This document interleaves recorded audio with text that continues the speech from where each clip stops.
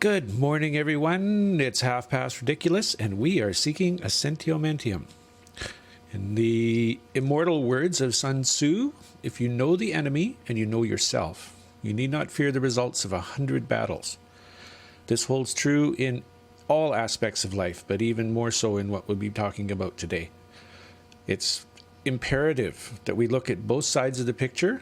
We look at how they operate, how they gain control, how they seek to intimidate and make you not want to go look at remedy, solution, things you can do, where your power lies. Before we get into that, we're going to do we'll do a bit of introduction. I'm called John, and my co-host Carl, he's here with me today. And let's give a little background, Carl. You want to come on and let folks know where you're from and where your expertise lies in this matter? Well, as you say, my name's Carl. Welcome to the show. Hope everybody enjoys it. John and I have similar histories, I think, in our desires and in our experiences, let's say, with regards to self-responsibility and a desire to help others to achieve the same thing. And that's pretty much what this show is all about. Now, my experience really stems from being born and growing up in England.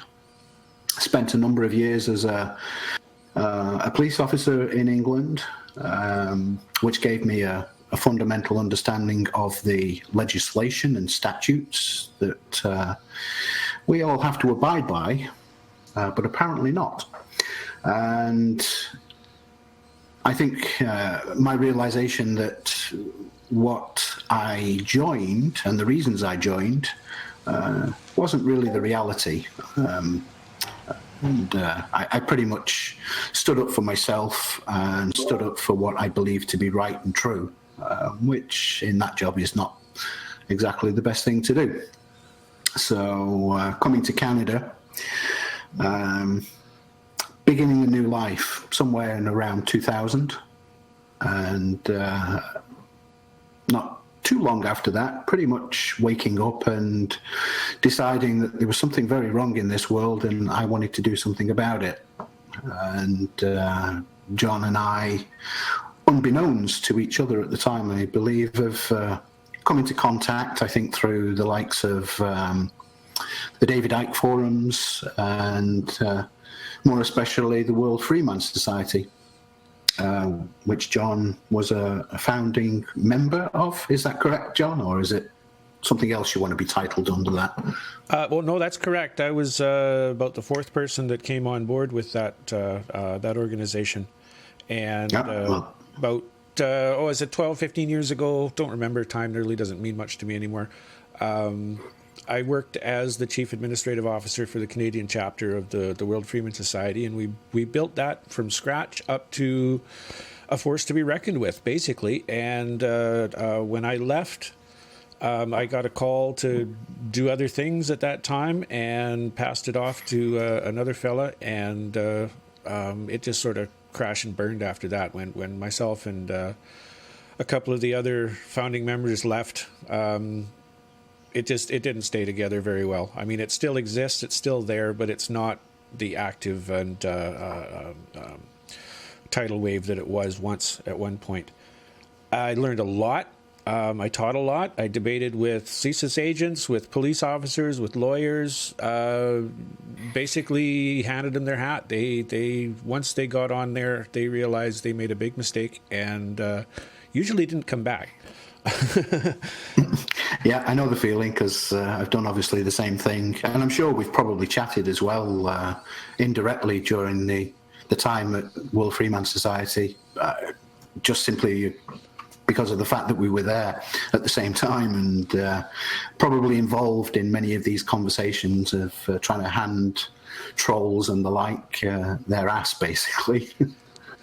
Oh, certainly. I mean, when I was doing it, I was dealing with 600, 800 people a day. So don't be surprised if you were there and I don't remember. I was pretty busy and concerned more with getting people to understand it's not about facts and figures. It's not about a cookie cutter recipe where you walk in, you say these words, and everything's fine. That's not how this stuff works. And if you think that's how it works, you are sadly mistaken. You have to have a fundamental core, clear comprehension of what's going on, because it is chess at 80 miles an hour.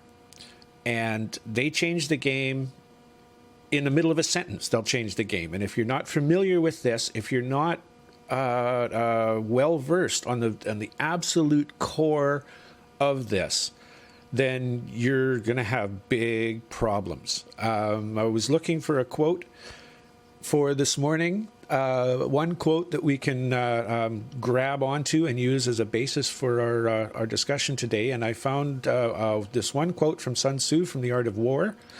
It says, "If you know the enemy and you know yourself, you need not fear the result of 100 battles." And that is absolutely true. You need to know the material inside and out, but not verbatim, not so that you can simply quote it on a whim. You need to understand why it's that way. And when you have that deep understanding, then dealing with these problems is a whole lot less trouble. And you generally cause yourself a few less problems as well while you're working with this. I agree completely. And actually, there's just something I wanted to say is in regards to that, because there's a basis where all of this stems from.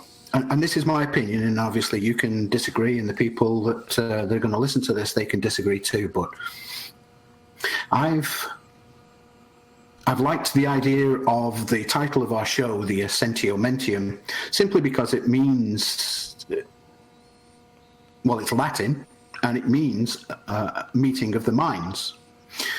Now, Latin is the founding language, or early language, and maxims of law are pretty much Latin. Law is based on Latin. So that gives us a good understanding of pretty much why I like that phrase. The next part of it simply is a meeting of the minds, which is the basic tenet of a lawful contract. And I think our existence is contractual. It's all by agreement. And even decisions themselves are contractual in nature. There's an understanding there, a comprehension. And the problem I think that we've come across is that contracts themselves, although the founding tenet is lawful, and a meeting of the minds is what's required for a lawful contract, legal contracts are something completely different. And I think this is what has got us into very, very big trouble where we find ourselves today. Simply because the legal contracts, they don't require a meeting of the minds. There are so many different legal contracts. And that's, I think, where we have to delve a little bit into how we've got ourselves into this state, simply because these contracts are being enforced upon us without our knowledge. Now, please agree, disagree, or discuss, John. What do you think? Well, on the surface, yes, most certainly that's what it seems like. And when you look at it as strictly legal, most definitely. But we don't live in simply a legal system. We actually live under a lawful system first.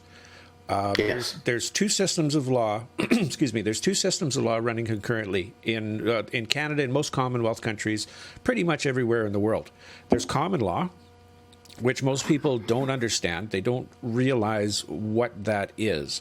And what common law is it deals with one individual with a conflict against another individual for harm, loss, damage, or fraud.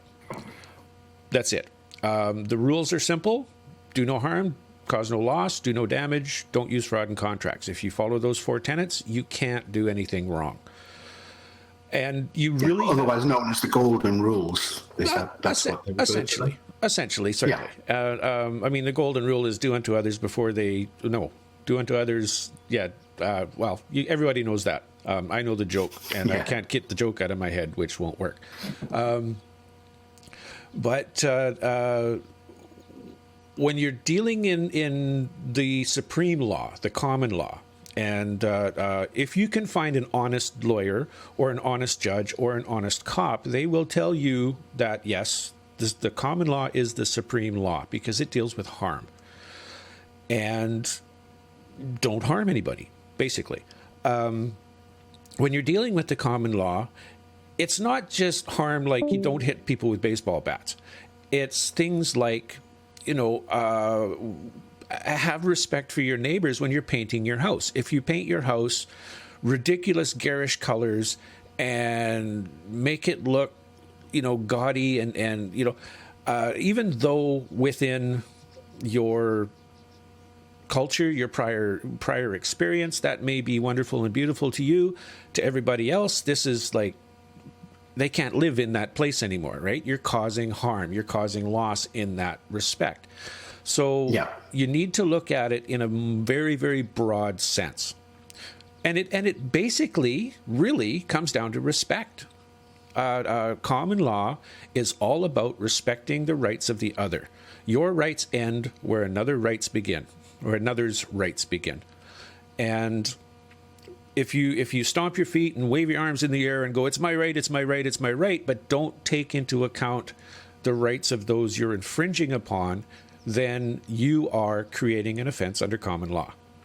Very, very simple, but it's very broad-reaching. When we talk about legal is nothing but contract.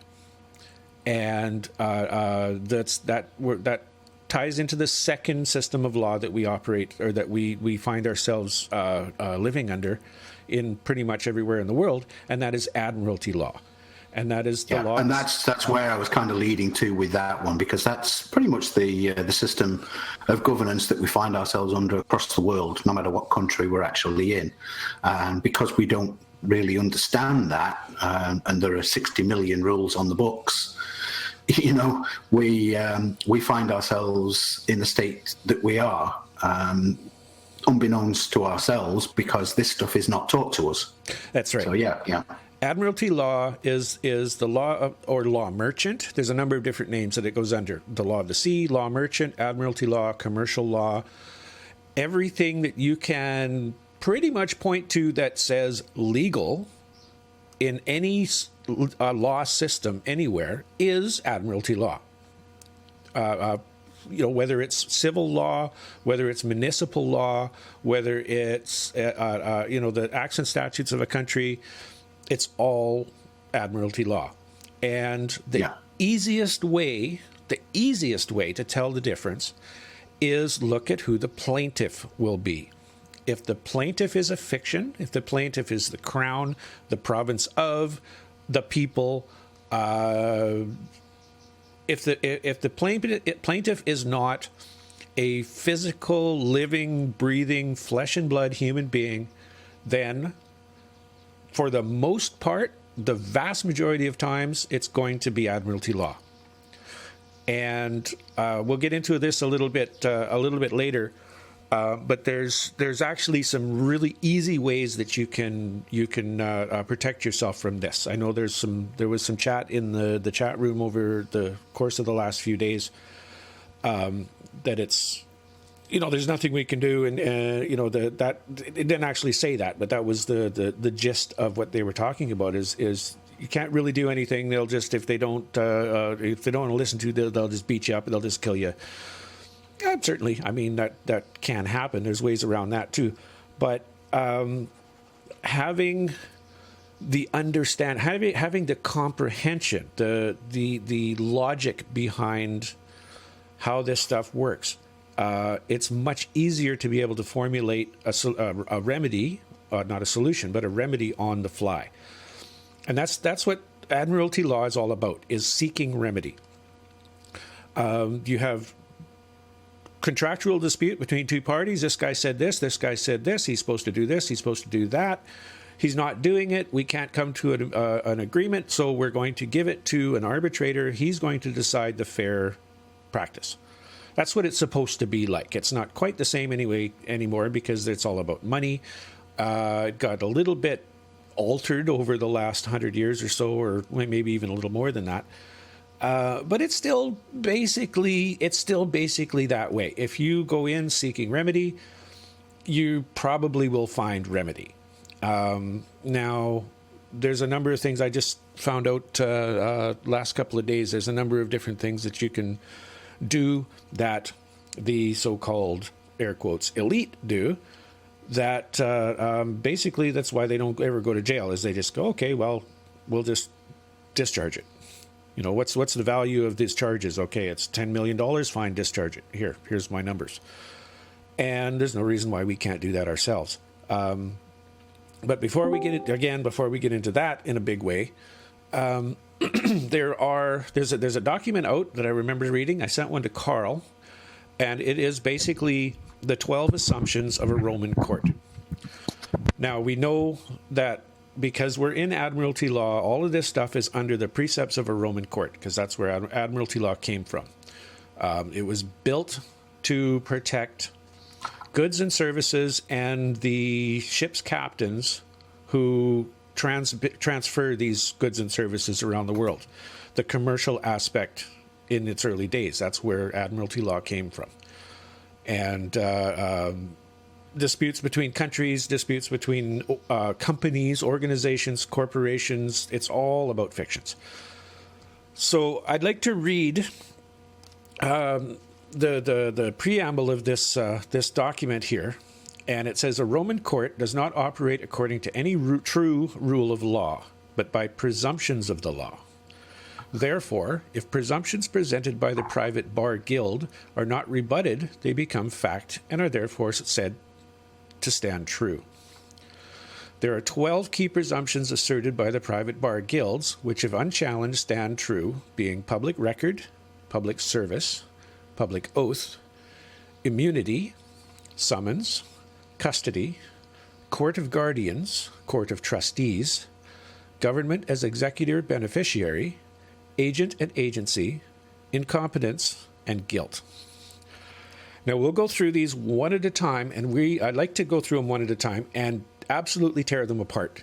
Look at the very core of what's going on here and what we can do in a proactive way to deal with these 12 assumptions, because it is my belief that if you have an action brought against you within admiralty law and you destroy all 12 of these assumptions before anything happens, as soon as you get the paperwork, you send them back, you destroy all 12 of these assumptions, you take away all of their power, and they cannot move ahead. Because they always operate on assumptions, and when they don't have these assumptions, they must operate on the truth, and they do not want to even talk about the truth, because if they brought out the truth, it exposes their whole scam, and their system will fall apart. So this is why we obviously want to go into the very basics of how to defend yourself against a system that you believe, and as has been pointed out in the chat, as you mentioned over the last few days, people believe that there's just no escape from this, there's no defense, and they'll just roll all over you, which isn't true, because if we have the knowledge, which is what we intend to give to everybody over the coming shows, you can stand up for yourself. You have to be responsible, but you can rebut everything that they are presuming and assuming, and you can win. They won't like it, but you can come out on top. Yes, I slightly disagree with your choice of words, Carl. This isn't a defense. This is an offense. If you are on the defensive, when you go into court, you will lose. Period. Yeah, and again, that's one of the problems with the English language as well. You know, there are certain words that we're just used to using, and they have, you know, certain different meanings and connotations within the legal and law system that the dictionary defines as something completely different. So, yeah, I stand corrected on the word defense, but go ahead. I absolutely agree with that. Anybody, if you're curious about this, go to the library, go get yourself a copy of Ballantyne's or Black's Law, the law dictionaries, and just pick a word. Doesn't matter what the word is, pick a word and look it up in the law dictionary. It'll blow your mind. It is absolutely different defined than what you know the word to mean. Yeah, and that's part of the problem that we have as well, John, isn't it? That we don't understand the language that they're talking. That's right, and you know there are ways around that as well, because the summons, the court in Admiralty is a contract. It's nothing but a contract, and within a contract, you have the right, you have actually a duty to put in your own terms to make sure that things are fair and equitable. And if you don't, if you just assume they're going to be fair and equitable, you're going to lose. Don't assume, don't act or make assumptions. If you have an assumption that you feel you need to act on, question that assumption, okay? Right off the bat. Yeah. And we should, Carl wanted to bring this up. We discussed this earlier in the week. Carl wanted to make sure we bring this up. What we're talking about here is not advice. Okay, this is a thought process. This is a way of thinking. This is some tools you can use. If you choose to use them, you choose to use them. We're not telling anybody this is what you got to do or this is what you must do. We're simply exploring possibilities. If they make sense to you and you wish to use them, we have seen many people have really amazing successes with these. We've also seen a lot of people get handed their hat too. Yeah, agreed. But the more people we have grab onto this, look at the logic, look at the core precepts, and implement these core precepts, the easier it's going to be for the next group of people that come along. Because you know, you can't eat an elephant in one bite. You have to just pick away at it. And that's basically what we're doing, is we're trying to knock this mountain down, and we can't just blow it up, because then there's going to be shrapnel everywhere and there's going to be a lot of dead people. We got to take it down a little bit at a time, move it out of the way, go in, pick some more off, move that out of the way, little bit at a time. So we're not giving legal advice. Certainly not. That's actually kind of insulting to you know, when people ask, are you a lawyer? I get like really kind of insulted, because most lawyers don't know these things.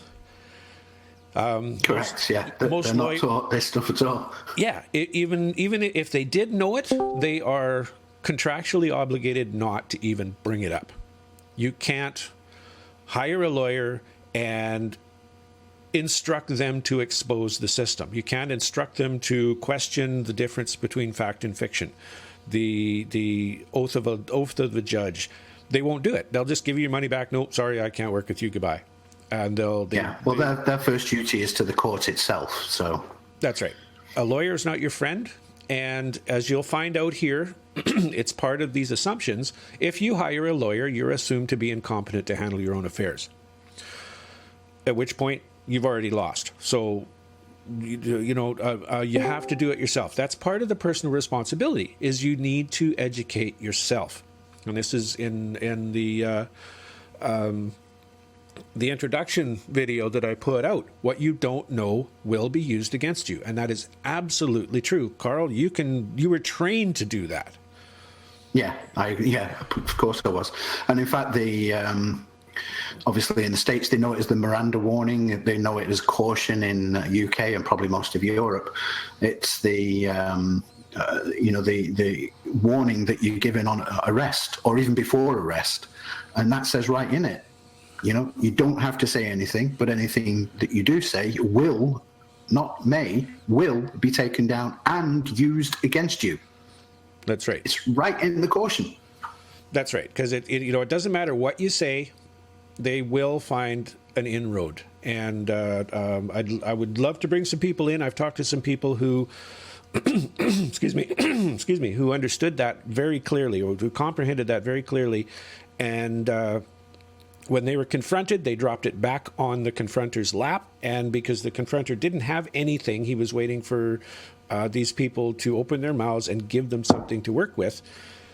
Their whole case that they tried to bring to these people just fell apart because they didn't have anything to begin with. Yeah. Okay, so let's look. Go ahead. Sorry, just wanted to just clarify that point as well.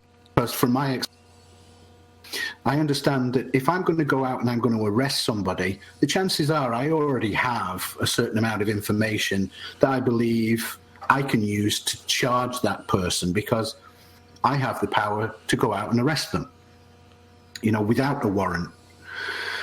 The alternative is, well, can you come down to the police station? We've got some questions to ask about this particular set of circumstances or this event that occurred on whatever time, whatever date, and we'd just like to have a word with you, and if you can clear the event up. That is clearly saying, well, we don't have enough to charge you now. We want you to come in so that you can tell us your story and basically put your own foot in your own mouth and give us the evidence that we need to charge you. That is exactly what that's referring to. Yep, most definitely. And there's nothing saying you are obligated to speak to these people. Until you are charged, you don't have to say a word. and there's a number of YouTube videos out there. There's a whole bunch of people, especially down in the States, that do this. And I'm sorry, I don't answer questions. And the cop will go, oh, why don't you answer questions? Well, I don't, what part of I don't answer questions do you not understand? You don't have to answer questions. You're not obligated to. If you do, you will give them what they require. So look at some of the things that people are doing now. There's lots of information on YouTube about this. There's one video, you brought it up earlier. It's called "Don't Talk to Police." If you just if you just go to YouTube, type in "Don't Talk to Police," you'll get this. And it is a very high level lawyer who isn't lawyer anymore. He didn't like the system, and a very high end cop, like a beat cop, but up in the ranks, who come out and tell you exactly why you don't open your mouth ever. And they make it very clear. So that's a good one to look at if you guys have. I think it's about a 45-minute or 50-minute video, so better part of an hour. But let's look at these 12 assumptions, because there's a tremendous amount of information here, and it could take us the better part of an hour and a half, well, the remainder of the show, to go through just these 12. The first one, very first one, is the presumption of public record. And the presumption of public record is that any matter brought before a lower Roman court is a matter for the public record, when in fact it is presumed by the members of the private bar guild that the matter is private bar guild business only. Unless openly rebuked and rejected by stating clearly that the matter is to be on the public record, the matter remains a private bar guild matter completely under private bar guild rules. What this means is that if you do not invoke a public record, you don't have one. If you assume that they're going to put it on the public record, they will make sure that nobody will ever know about what went on. And they can change their private records any way they want because it's their rules. Yeah, and this simply is just to break it down. Any court case that you're involved with and you're going into court, certainly on a civil nature, I think criminal is slightly different, but if you're going to go in, you have to categorically state that you want this on the public record and ask, is this going to be on the public record? Because otherwise it's a private court. All courts, in effect, start out private. They're not public anyway. And this is what you're referring to now, is what we need to do to bring it into the public record to make sure that this is not a private event. Yes, but oh goodness, I would go about it in a rather different way. I would not ask it ask it to be on a public record. I would invoke the public record. When you have, being an accused, you have certain rights, and you have the ability to simply stand up and go, this is how it's going to be, period. Because especially with admiralty law, it's all contract. So put it as a term of the contract. This is a matter of public record. Don't ask them. I mean, one example that comes to my mind in how to think about this is there's a lot of people out there who were using the, why am I detained? Am I free to go defense when they're harassed by the police? Mm-hmm. And I disagree with the structure of what they're doing. I completely agree with the content of what they're doing, but the structure I disagree with, because you're still giving the cop power. Why are you... Yeah, because you're asking a question and expecting the answer rather than just stating the obvious and walking away. Well, the nature of the question says, you have authority over me, please let me go. My suggestion, my direction for this is, why are you detaining me? When they say, well, I'm not, I say, thank you, and leave. Have a nice day. Yeah. I don't ask, am I free to go? I know it, when they say that you're not being detained, you are free to go. And they have nothing to say about it, because they have already told you you're not being detained. Why are you detaining me? Are you detaining me is a step into that, giving them power. Am I free to go? Gives them absolute authority. Because then they can just say no. And even though they have no right to hold you, you've already given them the authority that they can say no. So don't give them that. Same thing with the courts. If you ask the court, is this a matter of public record? They can lie to you and say, sure, why not? Don't ask, invoke. Okay? I stand up, I claim common law, and I also claim, and from this point on, everything is on the public record. These individuals are here as living witnesses.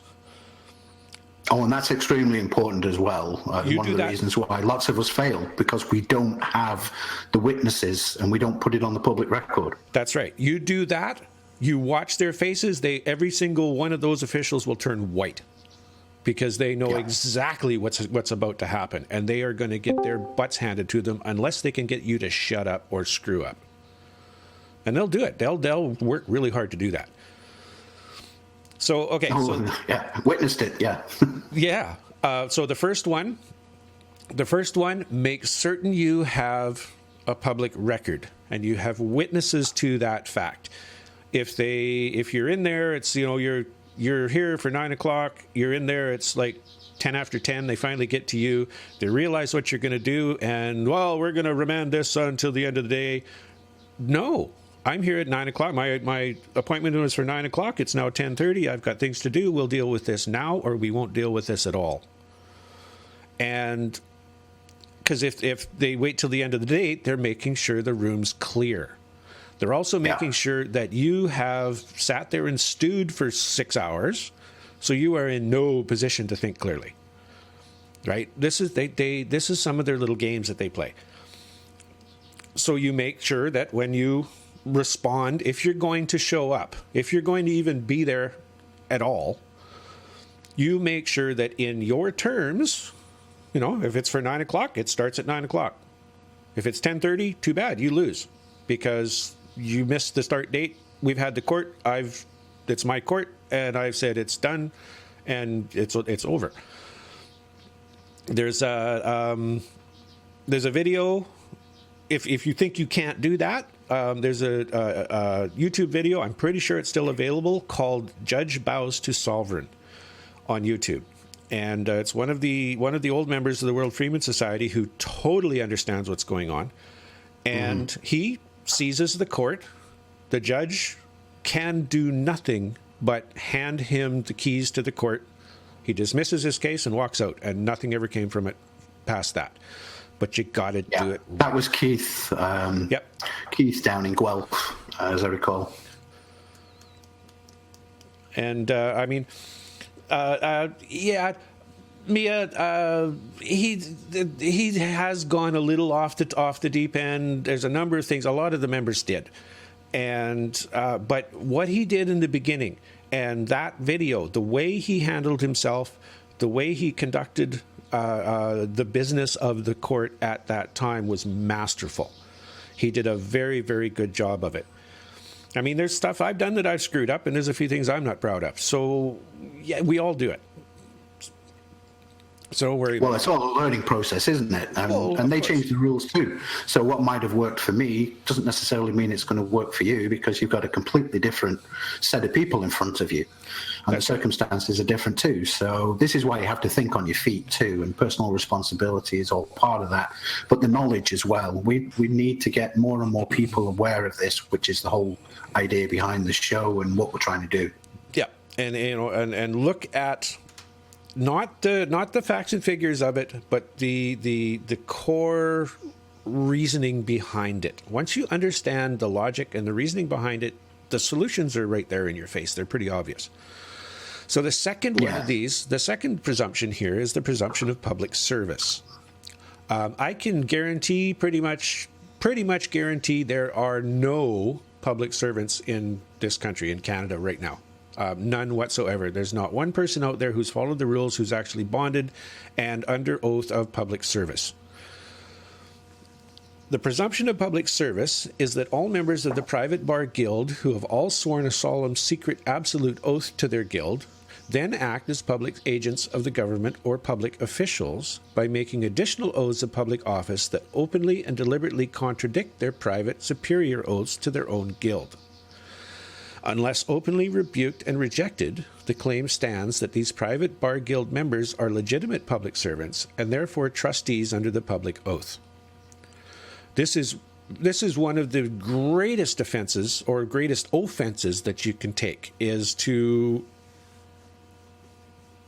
seek clarification that the judge or the lawyer or the CSP officer or any of these people are actually public servants.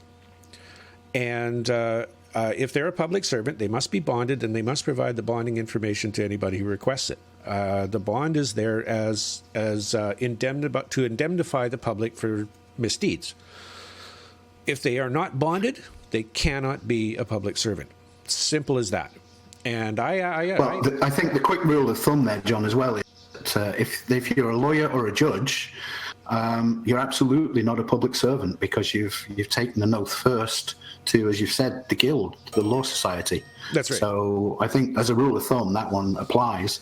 You will, of course, come across police officers and other members of government, which just happen to be other members of public, let's say, in quotes, that are just doing the job, and they might not be bonded. They may not have taken an oath either. So technically speaking, they're just employees. They're not public servants either. That's right. And they're just employees of the corporation, and they have no more authority. In reality, they have no more authority than the guy who stands in front of the doors at Walmart and says hello when you walk in. They just carry around firearms, and you got to be kind of nervous with people when they walk around with guns and they're openly showing.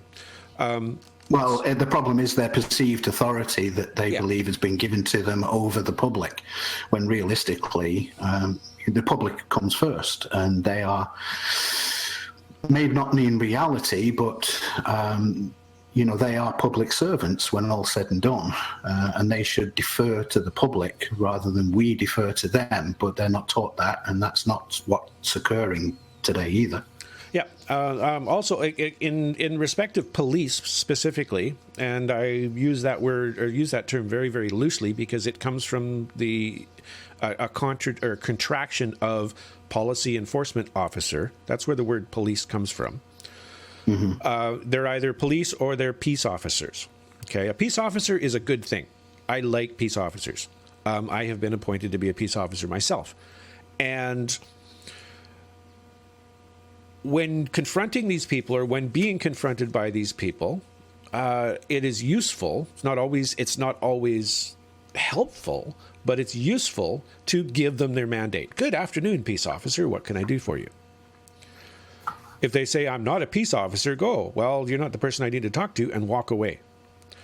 Particularly if you're dealing with harm, loss, or damage. They have, I can't say for absolute certain, but at least not anymore. But the peace officers that I've debated in the past have said yes, they have two oaths. They have the oath for the police service, and they have the oath for the officer of the peace.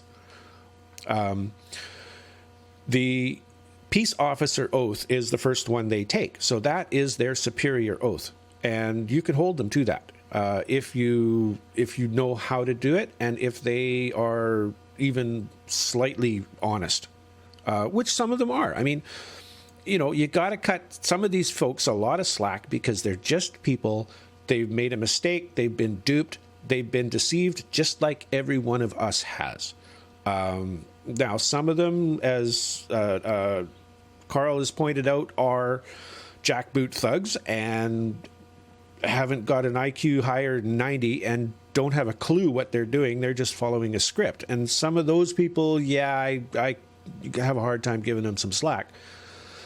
But I've met a number of really nice peace officers who understand the difference. Back in Chilliwack, a friend of mine who was running a rental complex made sure that the police services in the town knew that complex was common law jurisdiction. A conflict showed up, and this guy was, I don't know what he was on, but he was on something really strong. He was wandering around the complex, freaking on people, yelling and screaming and jumping up and down and causing all kinds of problems, but not actually doing anything, just basically being a nuisance, and 3 o'clock in the morning and screaming and yelling. My friend calls the services, they show up.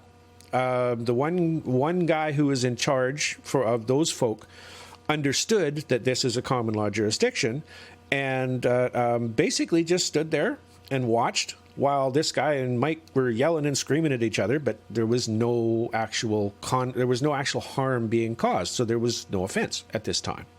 So he couldn't do anything. Whereas if it was not a common law jurisdiction, this guy would have been beat up and handcuffed and tossed in a car and taken away, and it would have been, all kinds of different things happen. When you're in a common law jurisdiction, things change. And a sign. If you have a sign in front of you, or like if you've got a door and you've got a wall, say 5 feet behind the door, you put a big sign up, this is a common law jurisdiction.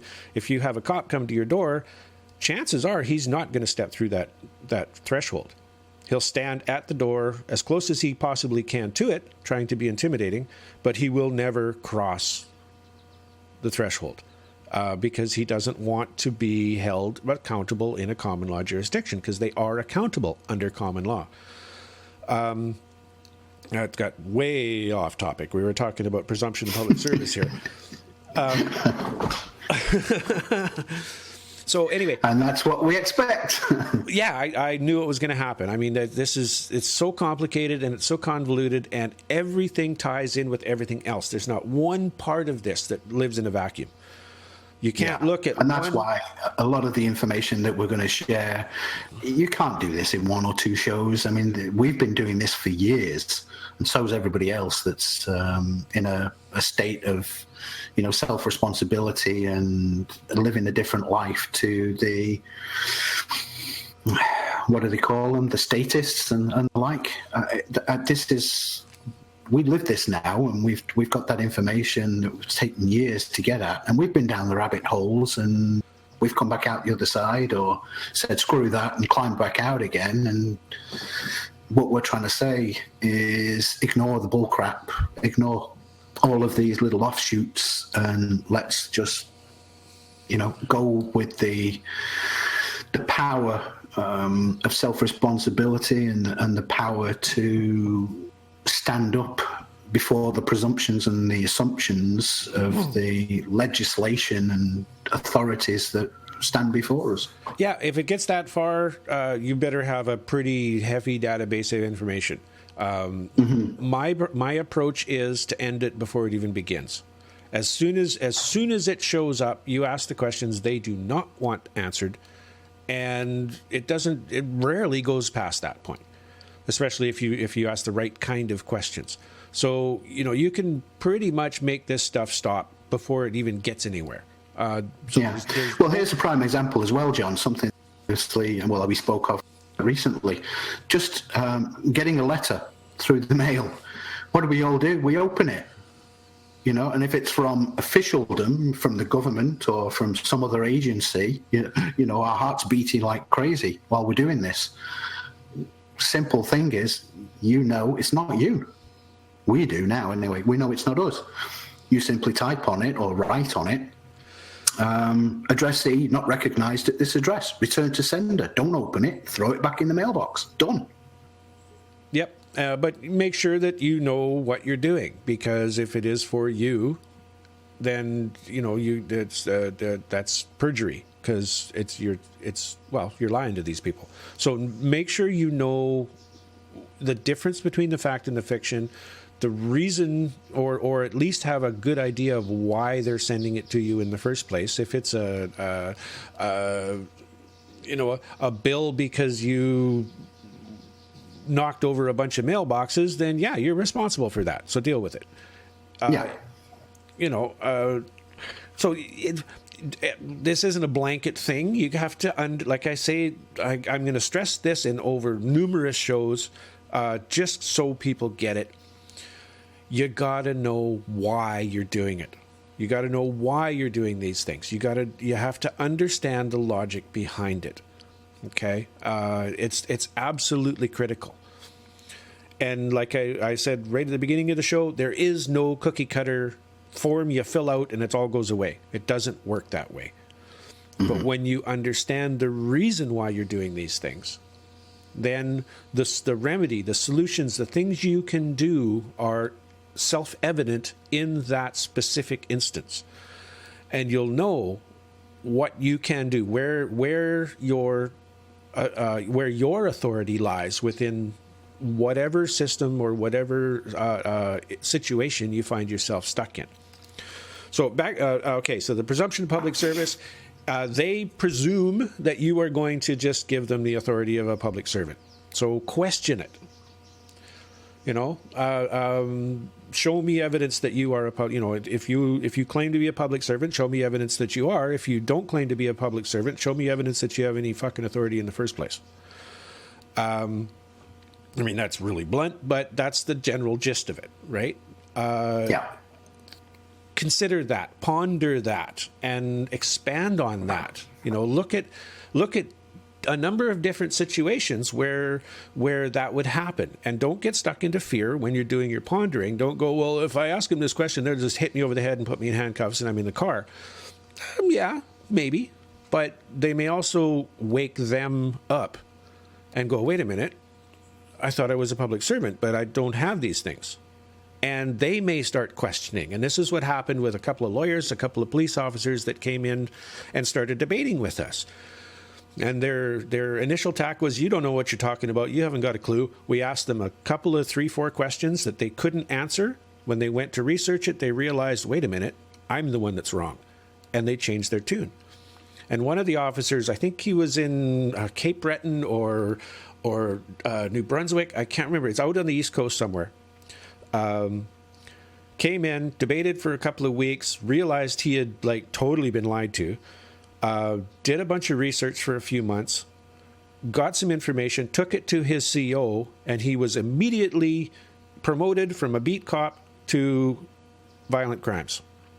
They got him out of Admiralty law, put him into common law, so they wouldn't ask any questions. It does happen. Lawyers, we've had a couple of lawyers come on, and one in particular stands right out. They left. They gave up their bar card. They could not play the game anymore because they came on trying to destroy us, realized we can't be destroyed because we're right. And we're not looking, it's not about right or wrong. It's about who has the greater comprehension, basically. If you don't have a comprehension of what they're doing to you, you don't know if they're doing something untoward. You don't know if they're on the up and up. So get the comprehension, at least the very core basic comprehension of this stuff. And that way, at least you will have an ability to go on the offensive right at the beginning, ask the right kinds of questions in a setting where they cannot simply ignore you.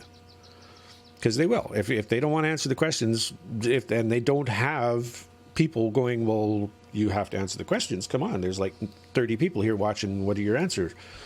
They're just ignoring you. They'll just, whatever, I'm not listening to you, and they'll just go do whatever they want. This is why witnesses, public record, cameras, it's all critically important. Yeah, well, even letters. I mean, there are a countless number of letters that people have written, never been answered. Mm-hmm. That's right. And a lot of those were done in such a way that you didn't have a bulletproof paper trail. If you're going to do it in writing, make sure you do it correctly. You have to have a bulletproof paper trail. It has to be delivered by a third party, a disinterested third party. You have to have a sworn note from the third party that, yes, he delivered it. It was placed in that individual's hands. If you can videotape it, that's even better. But you have to take away any of their arguments before they even open their mouths. This is what I'm talking about. Yeah. Okay, so the third one, 2, 3, presumption of public oath. Okay, this goes along with the public service presumption. The presumption of public oath is that all members of the private bar guild acting in the capacity of public officials who have sworn a solemn public oath remain bound by that oath and therefore bound to serve honestly, impartially, and fairly as dictated by their oath. Unless openly challenged and demanded, the presumption stands that the private bar guild members have functioned under their public oath in contradiction to their guild oath. If challenged, such individuals must recuse themselves as having a conflict of interest and cannot possibly stand under a public oath. As an example of this, there was a tact that came out that actually a number of people have used, and it's worked really good in a broad spectrum of situations, and that was 3 questions you ask a judge. The first question is, am I entitled to a fair hearing? And, of course, the answer is yes. They're not going to say no, especially if you're on the record. The second question is, if a conflict of interest is present, can a fair hearing take place? And the answer to that is no, because, well, it's clear, it's obvious. I'm pretty sure everybody can see that. The third question is, who do you represent? Because unless requested, the judge can represent anybody he wants, but he is actually an agent of your accuser. And we all know the little story about you cannot judge and accuser be. When you start exposing this, they get really, really nervous and usually make it go away really fast because they do not want this out, especially if there's witnesses, if it's on the record. If you can videotape it, if you can record it somehow, they don't want this information known. That the judge is an agent of the crown. So if you're being charged by the crown. Oh, that was scary. If you're being charged by the crown, your judge is an agent of your charging party. Of course you're going to lose because they make money off of this stuff. Yeah, so basically the police officer, the prosecutor, and the judge all work for the same people. That's right. Yeah, and the other thing that I just came to mind there as well in respect to what typically happens when you ask that question. The judge can sometimes be pretty good at finding the way around it, but if you've got a good prosecutor and he's on the ball, typically they jump up and start...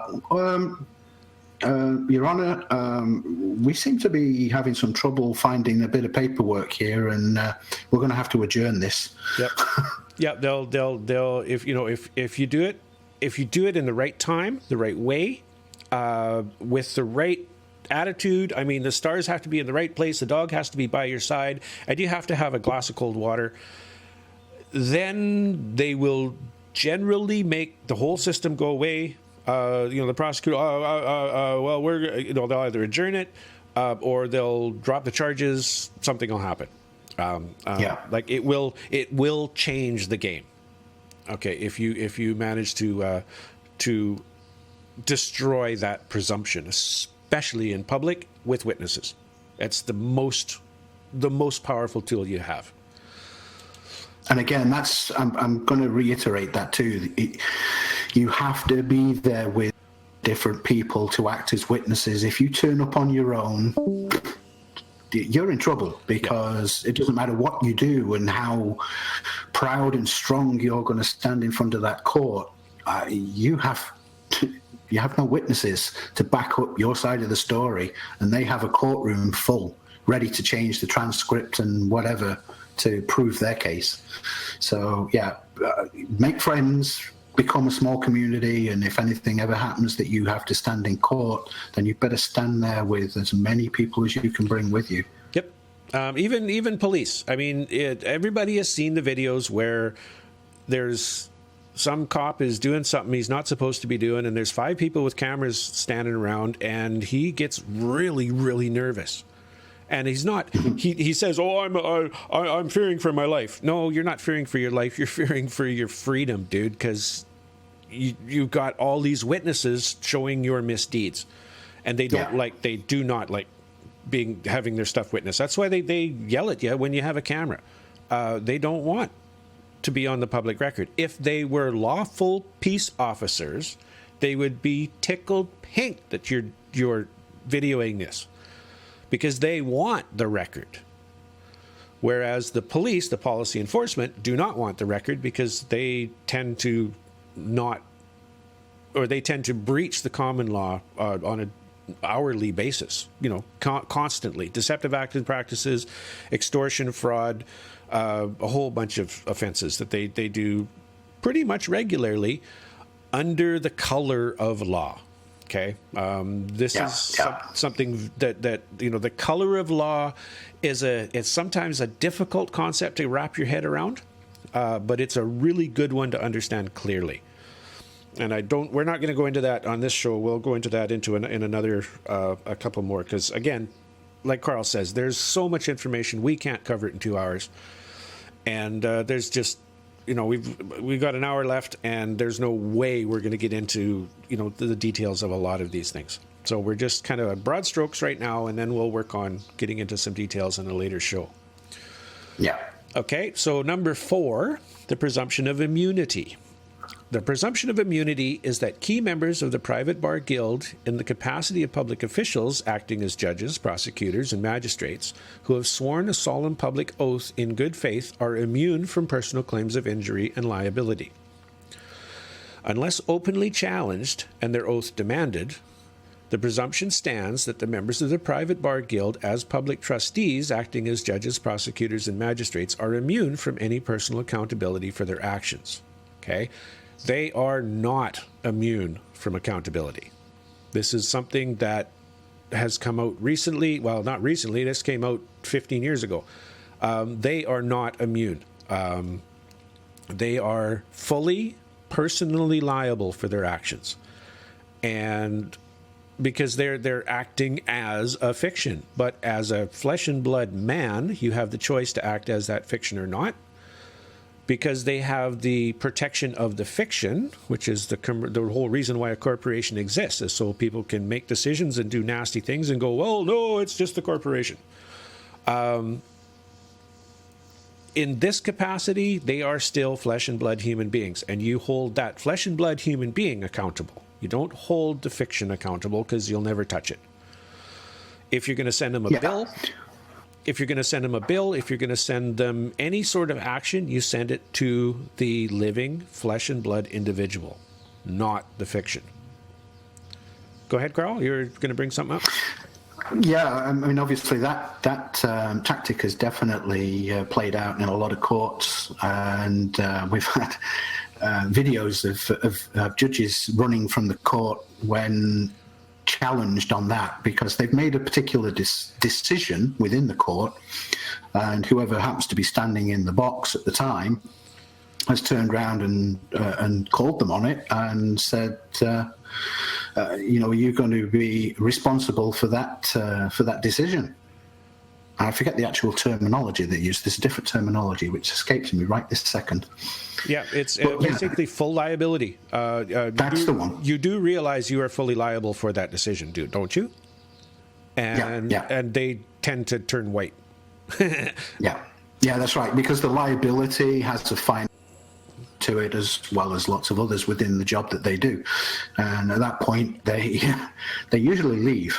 Yes, they'll either leave, they'll abandon the court, which, as brought up, as Keith brought up in his video, if they abandon the court, seize it under maritime salvage, seize it under their own bloody rules, and dismiss your case as under with extreme prejudice. Dismiss it and walk out. You're done. Yeah. You become the judge. Take over. If you are the only living flesh in the building and everybody else is a fiction, you are the highest authority in that building. And this is what people don't get. If you're standing under common law and you're standing in your power, your authority, you are the highest authority in the land. And they know it. These folks know this, but you got to do it right. You got to have witnesses. You got to have a record. You have to expose this, or at least be able to expose this in a big way. Otherwise, what's done in hiding behind closed doors, nobody knows anything about. So they can do whatever they want. Make sure it's exposed.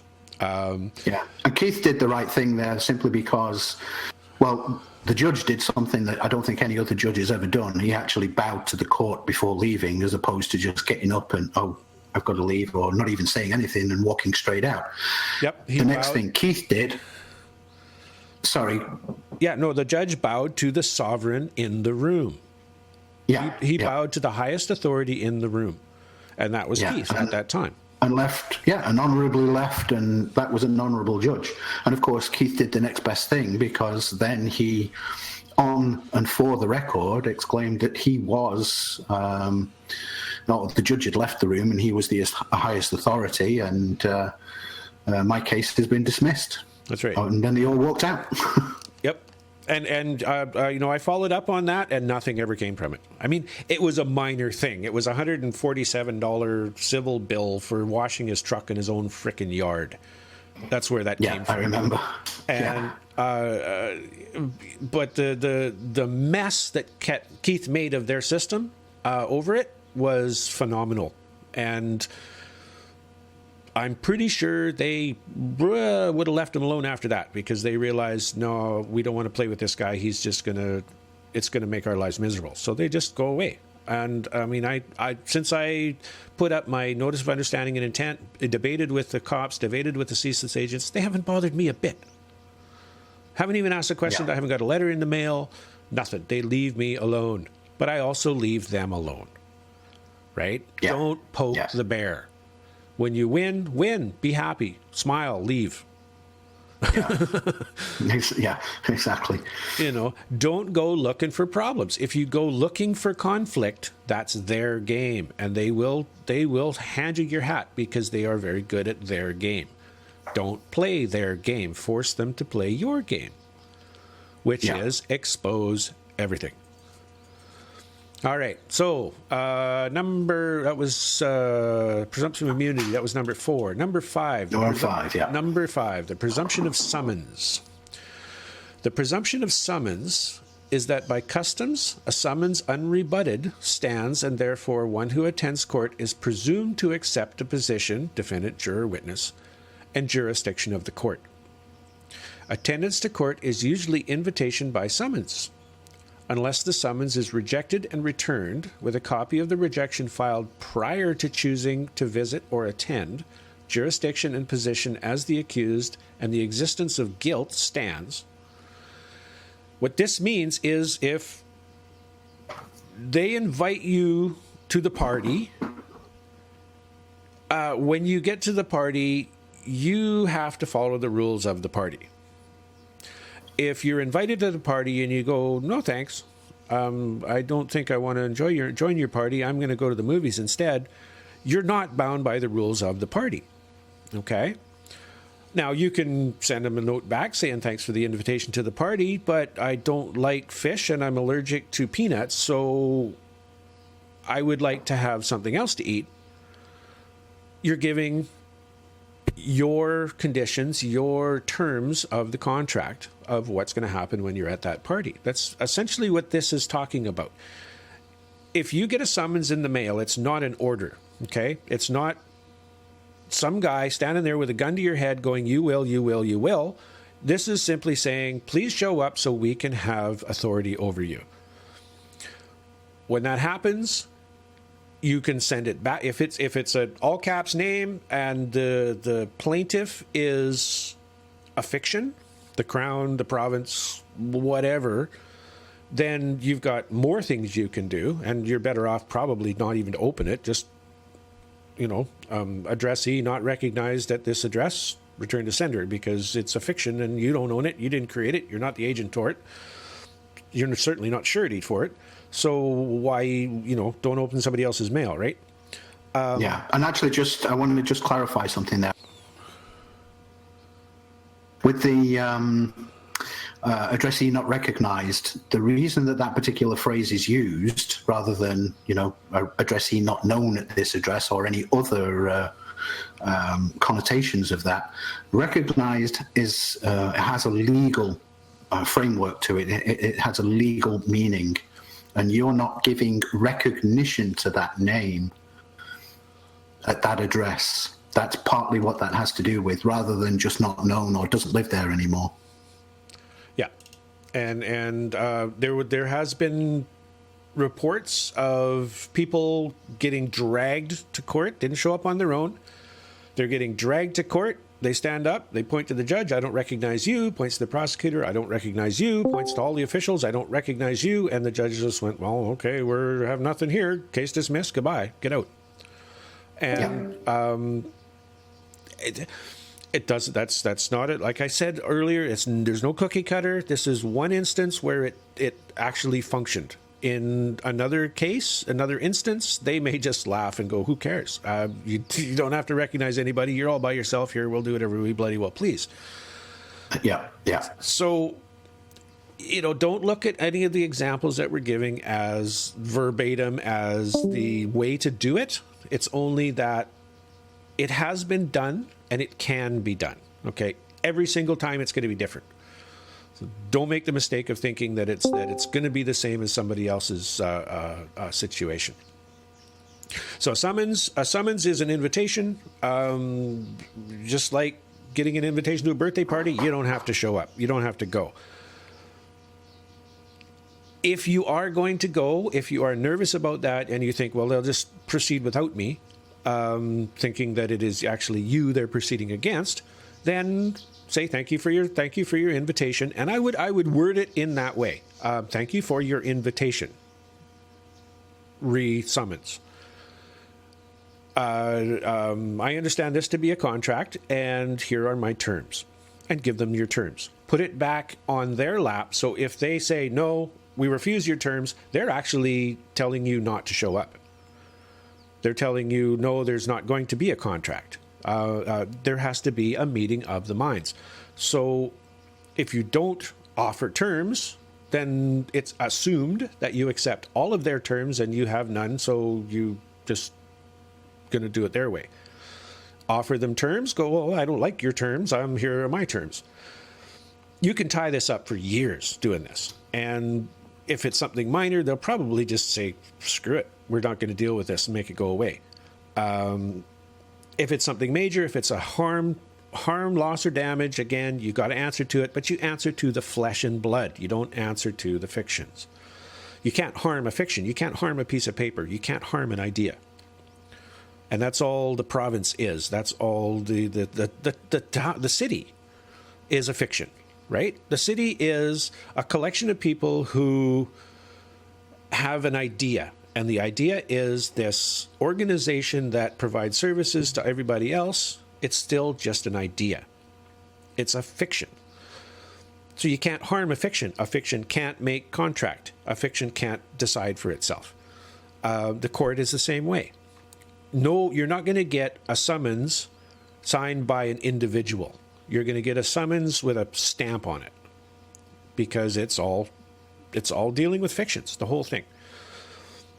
So look that up. That's another thing, another bit. Well, there's going to be lots of research. If you want to go down these rabbit holes, it's awesome. The more people that do it, the better understanding we all have. Just realize that the summons is an invitation. It's not an order. Okay, the number 6 is the presumption of custody. The presumption of custody is that by custom, a summons or warrant for arrest unrebutted stands, and therefore one who attends court is presumed to be a thing, and therefore liable to be detained in custody by custodians. Custodians may only lawfully hold custody of property and things, not flesh and blood soul-possessing beings. Unless this presumption is openly challenged by rejection of summons or at court, the presumption stands you are a thing and property, and therefore lawfully able to be kept in custody by custodians.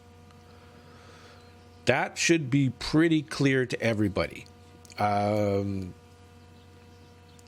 If you subject yourself to their jurisdiction, they can make you into anything. They can turn you into a tuna sandwich. And as far as they're concerned, you're a tuna sandwich, and they can do whatever they want with a tuna sandwich that you could typically do with a tuna sandwich.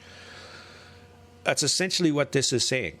When they start viewing you as property, as a thing, which the fiction, the all caps name, I don't want to use the all caps name. I don't even want to go there because there's so many problems with it. There's easier ways to tell if they're dealing with the fiction than trying to wade through that mire. But if they are seeking the fiction, that's property. That's a thing. They can do with it whatever. They can burn it. They can hold it. And it doesn't matter. If they try to do the same things with living flesh, that's slavery, and that is a big no-no. One tact that has been used very successfully is questioning this so-called judge or magistrate. Are you attempting to deceive me into involuntary servitude? That's a huge one, and that has so much power. Incredible amount of power. Be very careful if you're going to use that, because that is just a micron short of a very powerful accusation. And most cases, you don't want to accuse these people. You simply want to ask them a question that's going to expose stuff. But that question is so close to an accusation that they get very, very, very upset when they hear it. So be careful with that. Contempt of court's the next step. Well, yes, and contempt of court. There's two contempts. There's civil contempt. There's criminal contempt. Civil contempt requires a contract. Criminal contempt requires harm. Well, we'll hold you in contempt of court. Well, would that be civil or criminal contempt? Well, civil contempt. Well, what contract are you referring to? But you have to know. See, this is the problem that we get into, because most people don't understand the difference between the fact there is two different types of contempt. They just think contempt of court. They don't understand that there is civil and criminal. And it doesn't matter which one they say, they also have to know what to say as a response to that, which you just started doing exactly that. Well, this is where the comprehension of the concepts comes in. Okay? Yeah. Now, contempt of court. What is contempt of court? Contempt, you think the word, you have no respect for the court, right? Now, why would you have to have respect for the court? Either the court is a lawful court and you want to be there because the truth is going to come out, and if you didn't do anything wrong, then it's fine. If you did do something wrong, you are honor bound to provide remedy to the person who is wronged. So in an honorable society, we don't even need a court. Because if you screw up and you hurt somebody or you cause them damage, you're going to go to that person and go, sorry, guy, I caused you damage. How can I fix it? Yeah, exactly. You accept the responsibility and deal with it. That's right. And the court, we don't even need a court at that point. There's no dispute. There's no conflict. Conflict will arise, but you're going to go to the wronged party and say, look, I'm really sorry, I made a mistake. I'm learning from this. I'm just, whatever excuse you want to use, but you're going to seek how can we fix this? How can we make this better? And when you do that, there's no conflict and there's no need for the court. So it takes completely takes all of their power away. Yeah. Okay, I can't remember what we were talking about. They got us to there. I'm sure I'll hear it in the recording. You were on number 6, the presumption of custody, so in court at the time. Yeah, the presumption of a thing. This happened with my dog about 2 years ago. Ruff was in the yard just laying in a hole in the ground because it was really hot and he was looking for someplace warm. And the SPCA lady came over and she's at the fence and she's trying to call Ruff. Come here, puppy, come here, boy. And Ruff is looking at her like, who the hell are you? Because he doesn't listen to anybody but me. And I was walking by. What was I doing? I think I was fixing some piece of equipment out in the driveway. And I walked past this lady, and I heard what she was doing, and I basically started laughing. And I go, he's not going to listen to you. And, she comes over, and she looks at me, and she goes, well, do you own that dog? And immediately the hair on the back of my neck stood up, because she did not comprehend the concept of slavery. You cannot own another living thing. That's slavery. And that has been a bad thing for a very, very long time. And when I pointed this out, she turned white and left. Didn't want to deal with me ever again. And I haven't heard from them ever again. Be on the lookout for stuff like that. And, it ties in with what I'm talking about, where you understand the concepts of what you're dealing with, the core foundational logic behind it. If someone claims that you can own a living thing, he is advocating slavery. And it doesn't matter whether it's a dog, a cat, a person, or a plant. It's another living thing. You cannot own it. You can be a caregiver, you can be a companion, certainly, but you can't own it.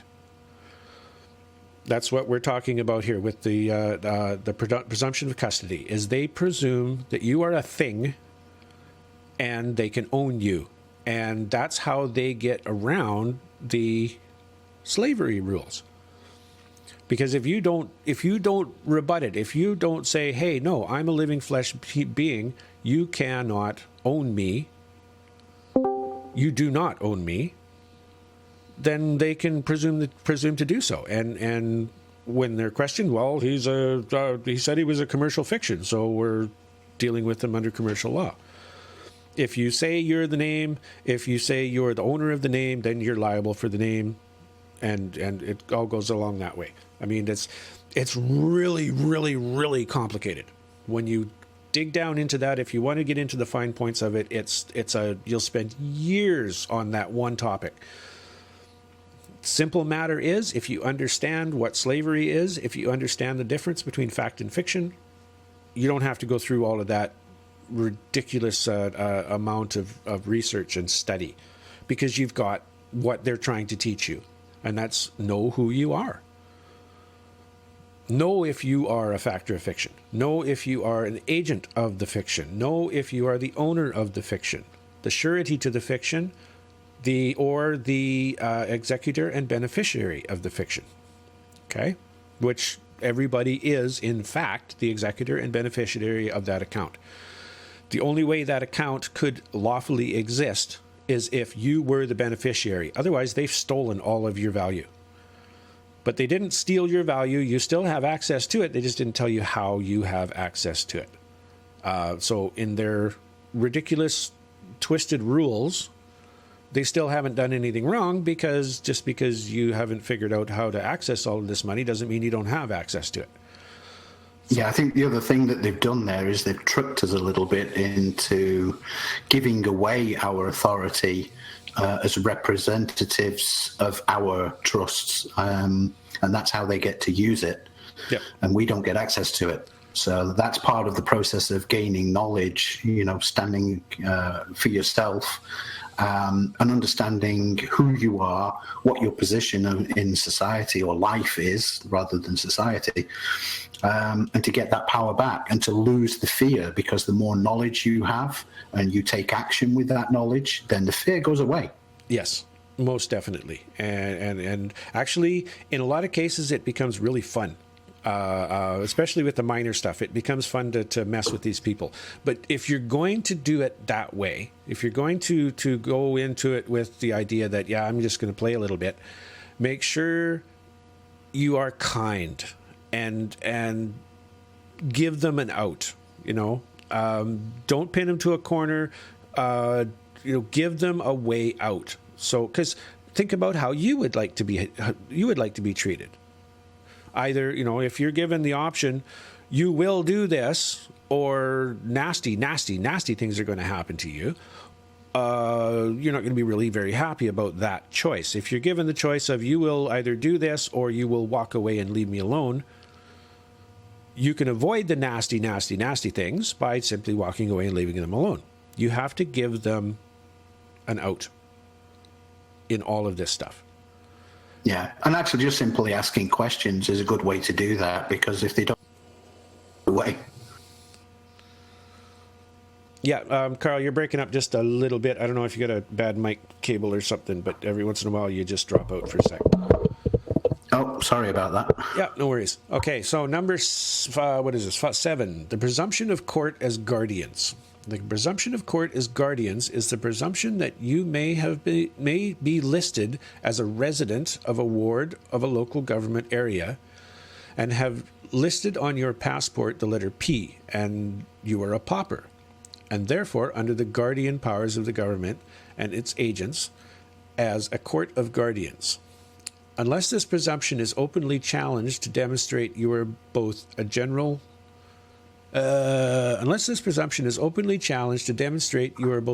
guardian and general executor of the matter, or the trust, before the court, the presumption stands that you are by default a pauper and lunatic, and therefore must obey the rules of the clerk of guardians, the clerk or the magistrates of the court. This ties into what I was saying earlier about don't hire a lawyer, because you're viewed as incompetent to handle your own affairs. If you hire a lawyer, you're essentially telling the court, I don't know what I'm doing. This guy's going to speak for me. And that's usually what they do, is they'll tell you to shut up, sit down, don't talk. I'm doing the talking. Where in reality, what you should be doing is doing the talking, but asking your lawyer questions. And getting getting counsel from your lawyer. That's what it's supposed to be. If you think about the old words, you didn't hire a lawyer, you hired counsel. Counsel is someone who gives you advice. But you still do it yourself. You still are the one who's actually standing up and doing this stuff. And that's basically what this is talking about. Unless you demonstrate you are the executor of the matter, the one who is responsible for dealing with the business of the trust, they're going to take over and they're going to conduct the business of the trust themselves. Now, there's a difference between owner, surety, and executor. Okay, big difference. The executor is not necessarily the surety to that account. They're only the ones who have signing authority and can make the decisions for the account. That's what the executor does. Now, you cannot be the owner and the beneficiary. You cannot be the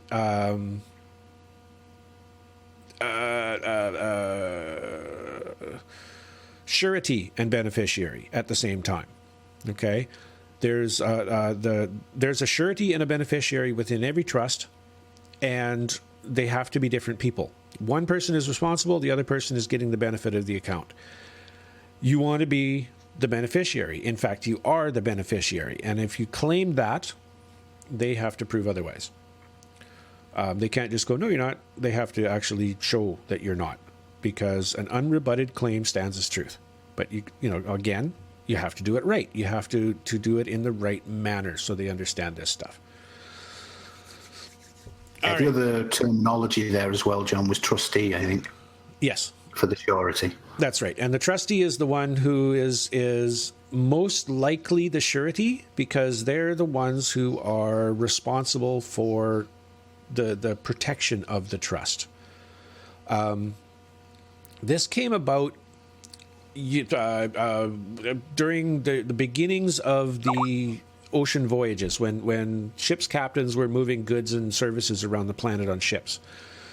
And when the ship would go into a foreign port, the captain had a choice. He could either stay on the ship with him and his crew to protect the cargo, because the cargo doesn't belong to them; it belongs to somebody else, and they are responsible for it because it's in their custody at that time. So the captain and the crew could either stay on the ship, totally protect the custody, or totally protect the cargo, which kind of defeated the purpose of going to the port in the first place. They could tie the boat up, go to the bar, do their drinking and wenching, and just hope that nobody showed up and stole the cargo. Or they could have another third party who is there at the harbor take responsibility for the ship and cargo and ensure that it's going to be safe and it's going to be there when they get back. This was the role of the harbor masters. And when the ship's captain came into the harbor, he would go to the harbor master, he would register his ship with the harbor master, thereby creating a trust between the harbor master, the ship's captain, and the goods and the ship itself. So while the captain was out wenching and drinking and doing whatever he had to do, the harbor master was absolutely responsible for the ship and cargo. And if something went wrong, the harbor master was liable for it.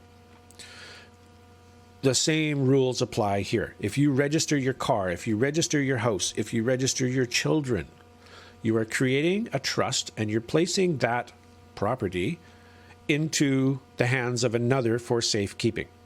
Now with children, scary thing, because basically you're signing your kids over to somebody else and they make the decisions for you. That's why you got to be very careful when you're dealing with the kids. If you've registered the kids, they are essentially property of the state, or that's how they're viewed. And it's really hard to break that. It's really hard to get past that. But if you haven't registered them, then the state has nothing to say. I mean, there was one really big story that came out years and years ago about a family. I think it was a family of 4 or 5. I think I'll use 4 just because it's easy. Down in the States, and CPS came and says, we're taking your children. And they took all 4 of their kids. And a half an hour later, they brought one of them back and said, you can have this one back. He's not ours, because that child was never registered with the state. There's no birth certificate involved with that kid. When you register anything, you're signing it over. You're signing away your control of that thing, whatever that thing happens to be. And that's what we're talking about here. And I think that's where a lot of the legal contracts come in, the ones where they don't require meeting of the minds, because we were never told that stuff, but apparently they still have the authority to do this crap and get away with it. And another story I think we spoke of the other day, I can absolutely verify that I have kind of a friend or an acquaintance who was a family law lawyer in Ontario, and she was really good and was actually working for the local authorities and was promoted, became a judge in the same field, family law. And for those who know or don't know, I had circumstances where I was in North Bay in court with my son and grandson, who was taken into the care of the local CAS or Child Protection Services. And we were having a discussion one time, and my son blurted out, well, this is all bullshit. It's my son. You know, I have a right to do with my son what, you know, I want to do. And I turned round, because I knew better, and said, Andrew, he's not your son. He doesn't belong to you. He belongs to the state. And I'll tell you, the judge was in the room at the time, acting as a friend, not as a judge, but the look on her face, it was as if I just shot her in the face, literally. She could not believe that I said what I'd said, and she just, out of instinct, just said, how did you know? Yeah. And that is complete confirmation for me, coming from a family law judge. Yep. I mean, if you pay attention, if you listen really close to some of the things these folks say, you get absolute confirmation. They're spilling the beans all over the place. Okay, so that was trustees. The next one is the presumption of government acting in two roles as executor and beneficiary. This presumption is that for the matter at hand, the private bar guild appoint the judge or magistrate in the capacity of executor, while the prosecutor acts in the capacity of the beneficiary of the trust for the current matter. If the accused does not seek to assert their rights as executor and beneficiary over their body, mind, and soul, they are acting as an executor de son tort, or false executor, challenging the rightful judge as executor. Therefore, the judge or magistrate assumes the role of the true executor and has the right to have you arrested, detained, fined, or forced into psychiatric evaluation. Unless this presumption is openly challenged to demonstrate you are both the true general guardian and general executor of the matter, or the trust, before the court, questioning and challenging whether the judge or magistrate is seeking to act as executor de son tort, the presumption stands, and you are by default the trustee. Therefore, must obey the rules of the executor, judge or magistrate, or you are an executor de son tort, and a judge or magistrate of the private bar guild may seek the assistance of bailiffs or sheriffs to assert their false claim against you. Again, this it kind of ties in with what we were just talking about. You have to bring up that you are not the owner. You didn't create the trust. You are the beneficiary of this trust. And by beneficiary, also executor as well, because that's part of the job. And a lot of people, you know, they want to go in, they want to be the agent of the trust. The agent doesn't mean anything in their language, in that language. Doesn't mean that you could be saying, you know, you could be speaking Martian at that point. Nobody's going to even understand what you're talking about. You need to use the right words. If you claim beneficiary of the trust, they have to prove otherwise, or they have to become the trustee and the surety to this. And you can appoint, you know, if you know what you're doing, if you understand this stuff and you understand how this stuff works, you can simply walk in and go, okay, how much is this? What's the value of these charges? And they'll give you a number, and you just look at the prosecutor and go, okay, I appoint you as the fiduciary. Please settle this matter. If you need any more information, be happy to contact you. Thank you very much. Have a nice day.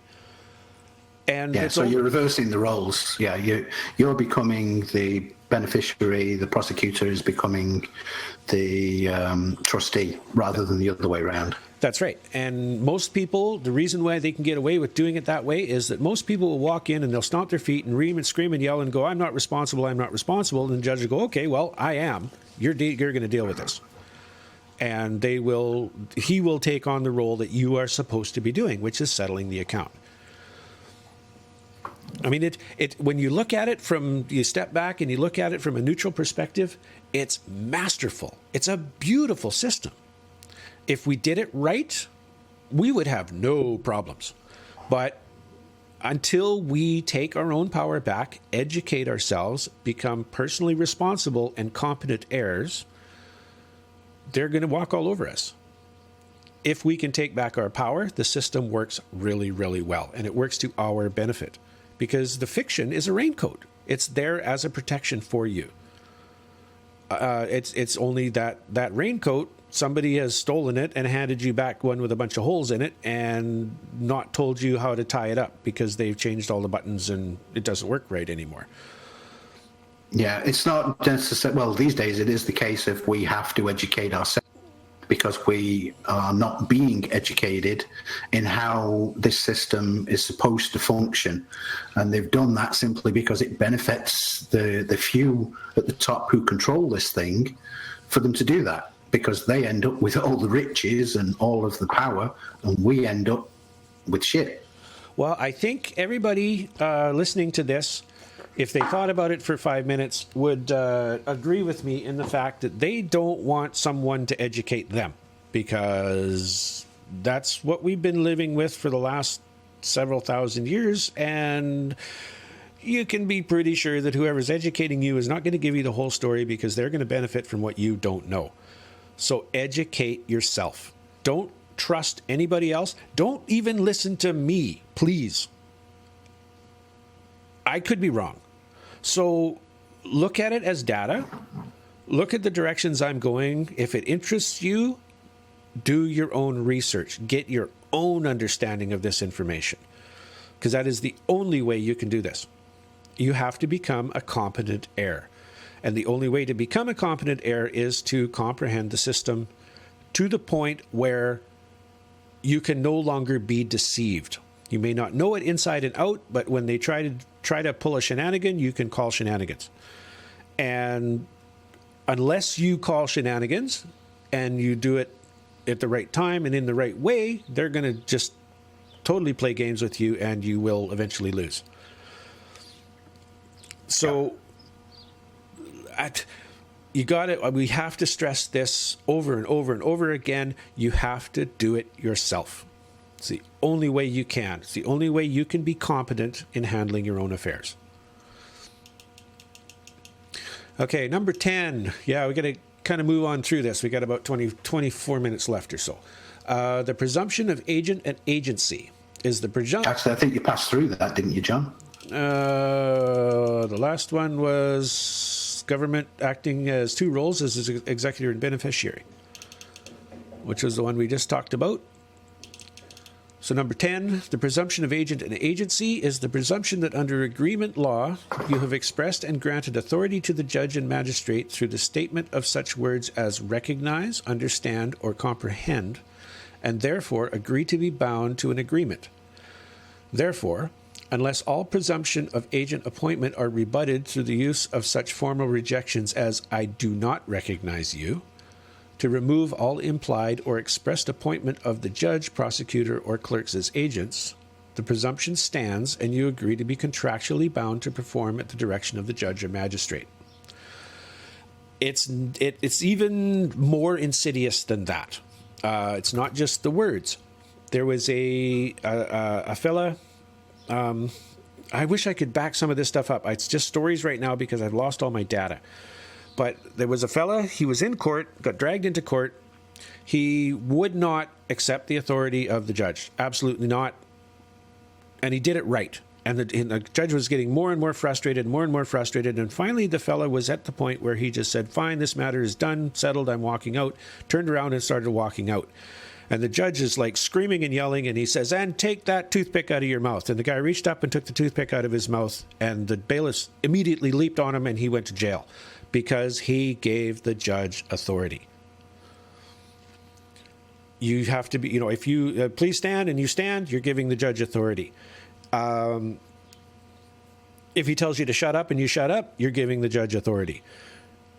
It's really, really complicated. You got to be very, very, very careful with this. But you can pretty much, at least throw a wrench in the works right from the beginning by not recognizing these people and leaving. I don't recognize you. I don't recognize you. I don't recognize you. I don't recognize this matter, and walk out. Now you're running a risk. They could just proceed without you, and eventually some guy with a gun is going to come along and take your car, or whatever else, take all your stuff. It is a risk. I mean, there's a maxim that says the measure of credibility is sacrifice. if you're not prepared to lose stuff, you have no credibility. And if you have nothing to lose, you can do bloody well anything you want, right? And it really doesn't make any difference. But if you take an action and you're going to lose a lot, then that action carries a lot more weight.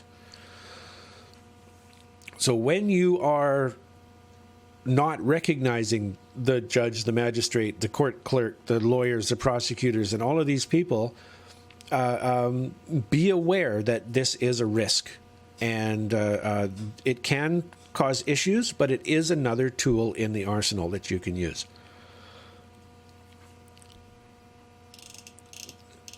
I think literally, as I've mentioned before, once you gain enough of knowledge in this and the number of different areas you can go, you lose the fear, because it's the fear that's the mind killer. That's what roots you to the spot when you're in the middle of a courtroom and, you're surrounded by all this, grandiose crap that they do. It's theatre. But you know differently and act differently, then it can be very good for you.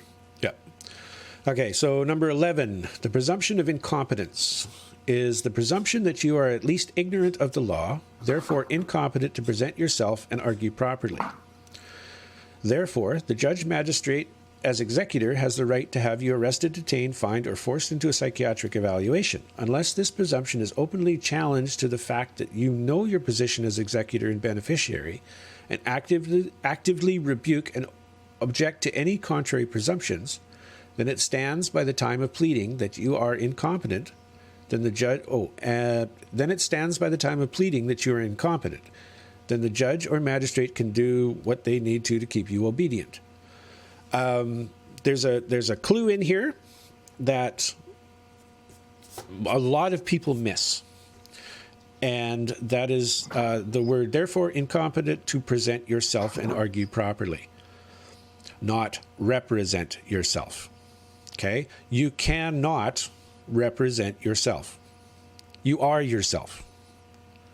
You can represent a tree, you can represent a chair, you can represent a corporation.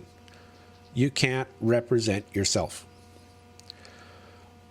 When the judge asks you, are you here to represent yourself? Start questioning his words. Well, by self, are you mean the fiction? Because that's exactly what he means. And because he wants you in the role of the fiction. That's what he wants. I mean, could you not, in that sense, then just say, I'm here presenting me? Well, again, define me, right? Yeah. Right? It comes down, I'm sure most of these people remember the famous Bill Clinton defense. It all depends on what your definition of the word is. It's a word game, okay? Yeah. Plain and simple. It's a word game. Now, they've redefined words. They didn't bother to tell you what the definitions are. So you might use a word that means that you're a tuna sandwich, at which point they're going to treat you like a tuna sandwich.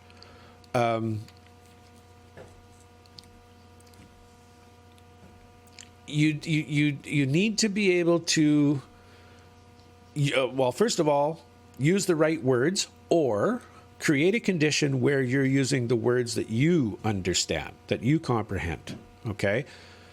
One of the terms and conditions, we use the English language as presented in the Webster's dictionary, right?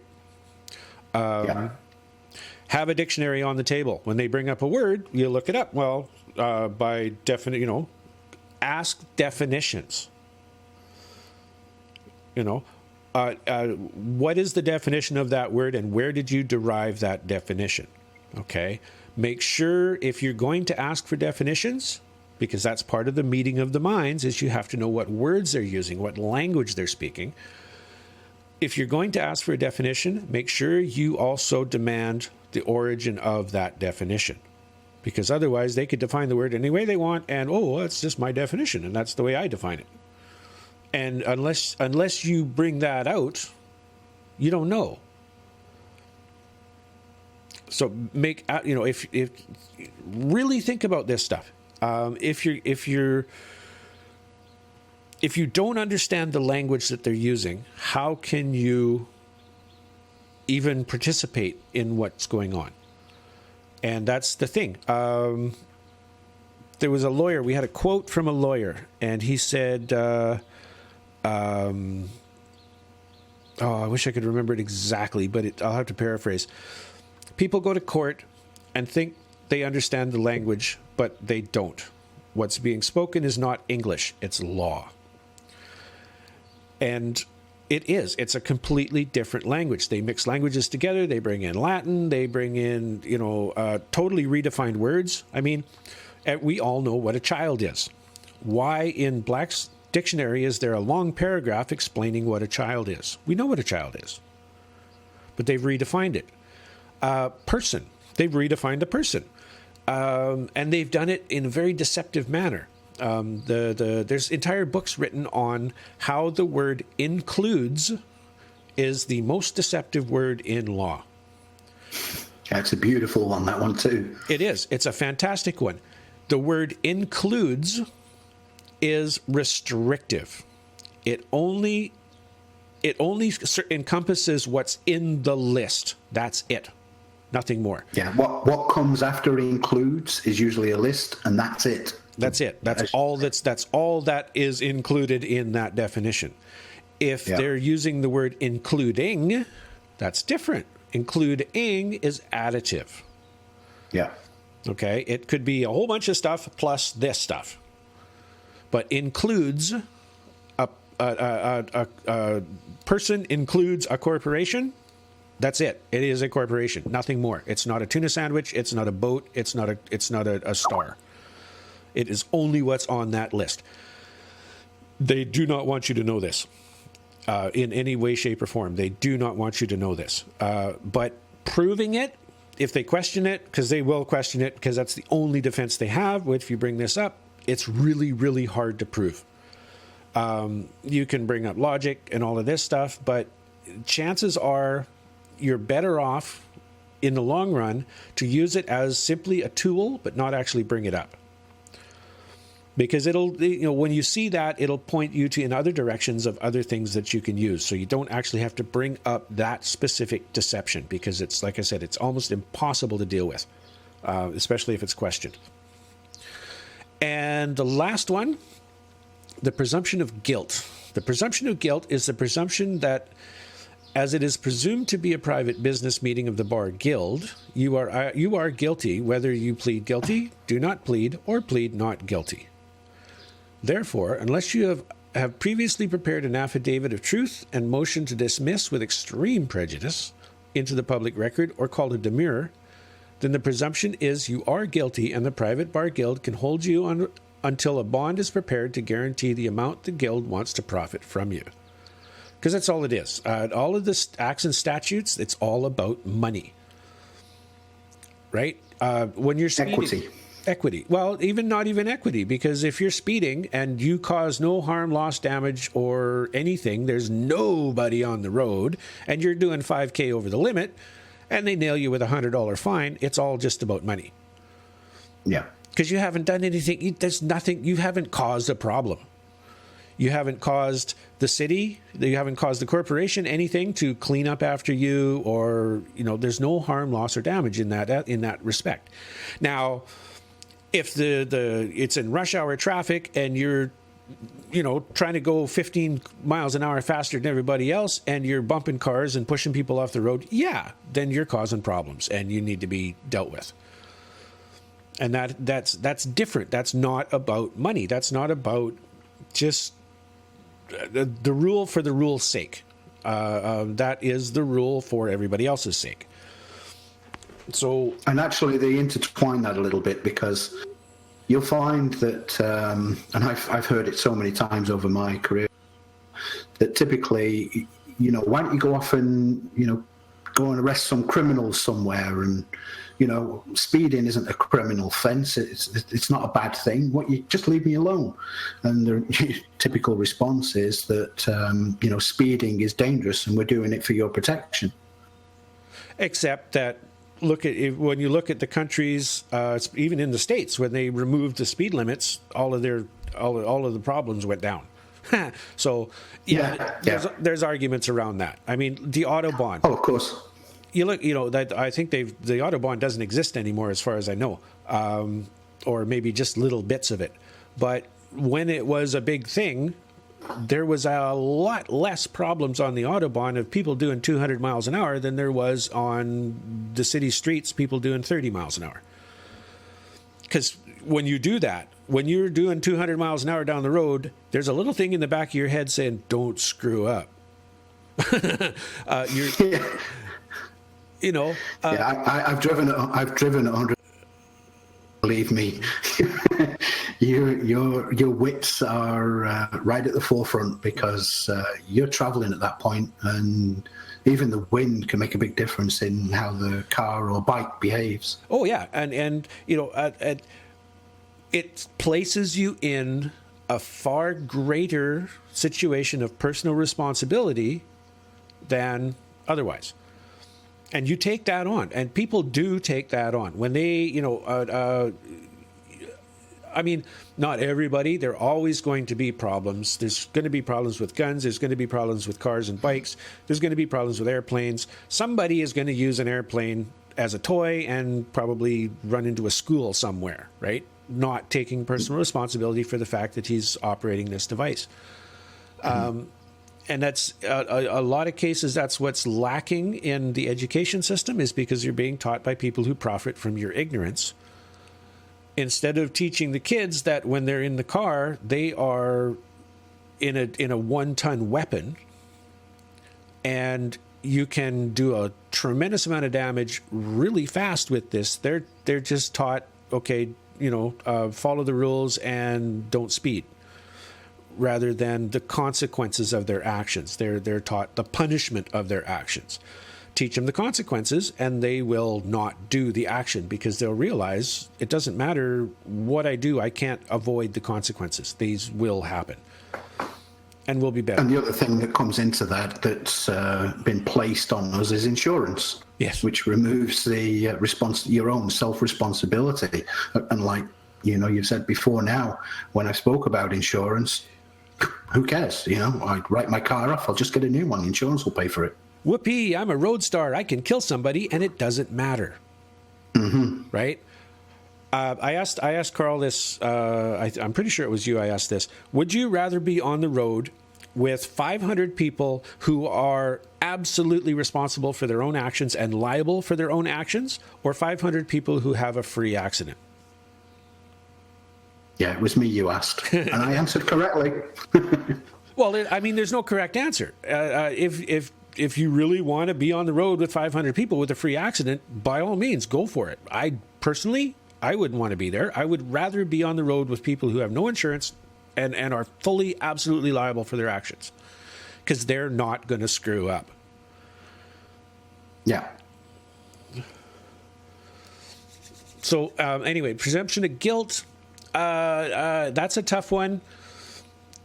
You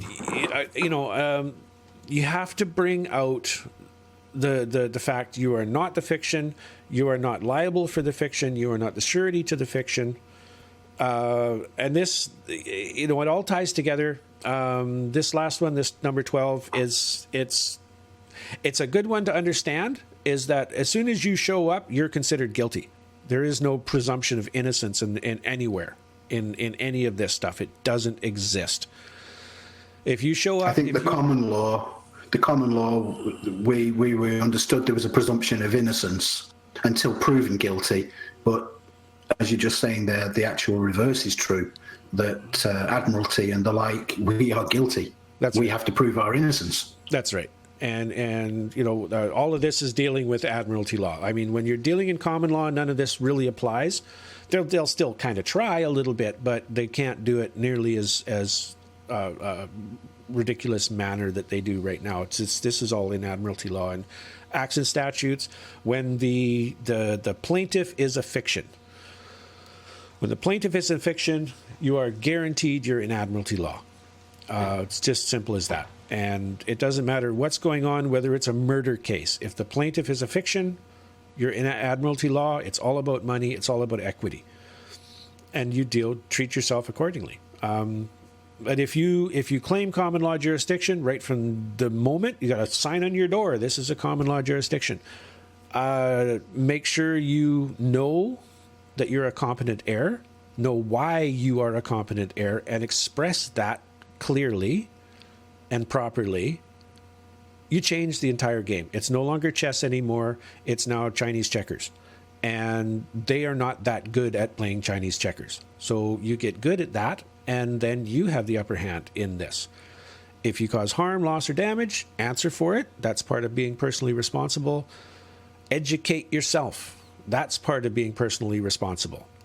You know, any of the educators out there, myself included, to an extent, those people are going to profit from your ignorance. That's what educators do. That's their job, is to profit from your ignorance. Now, an honest educator is going to profit in a way that you are no longer ignorant. And at that point, he can no longer profit from you. A dishonest educator is going to make sure he can always profit from you. It's just like the doctors. The doctor's job in allopathic medicine is to make sure you come back. So although they may not believe that as well, though, John. They don't understand.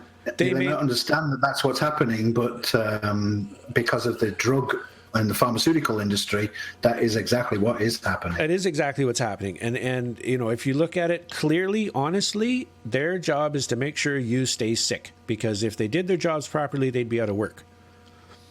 Because we heal ourselves. The doctors don't do anything. I mean, if you break a bone or poke a hole in yourself, yes, then the doctor has a purpose. He can do something about it. But if you have a condition, you heal yourself. I mean, even with a broken bone, the doctor might set it, might put a cast on it, but he's not the one that's knitting that bone together. You're doing it yourself. You still, and this is the same with everything. If you want to eat, you got to go get your food. Somebody isn't going to feed you. They're not going to spoon it into your mouth unless you're like a quadriplegic and you have a family that gives a shit.